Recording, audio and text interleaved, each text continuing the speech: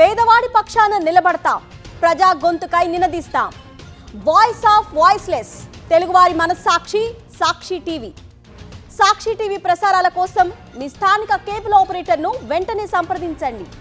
Fee reimbursement బకాయిలు 6,400 కోట్లు వెంటనే విడుదల చేయాలంటూ విజయనగరంలో ఏఐఎస్ఎఫ్ ఆధ్వర్యంలో విద్యార్థులు ర్యాలీ చేపట్టారు.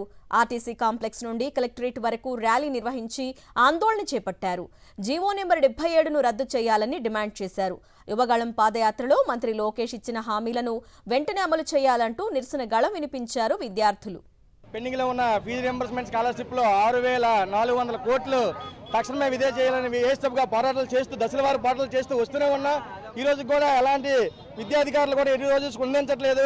ఏదైతే యువగలం పాదయాత్రలో నారా లోకేష్ గారు ఇచ్చిన మాట తక్షణమే ఫీజు రియంబర్స్మెంట్ స్కాలర్షిప్ విడుదల చేస్తానని మాట ఇచ్చి ఈరోజు మాట తప్పి అక్కడెక్కడ విదేశాల్లో తిరుగుతూ కూర్చో ఉన్నారు.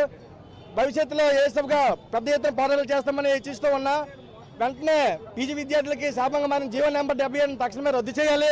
లేని ఏదైనా ఎలాగైతే పీజీ ఉన్నత విద్యను అందుకోలేకపోతున్నారు, చాలా మంది పేద విద్యార్థులు ఇబ్బంది పడుతున్నారు. అలాగే పల్లెల్లో బడి బస్సులు పెంచాలి, దూరం ప్రాంతాల్లో ఉన్న విద్యార్థులు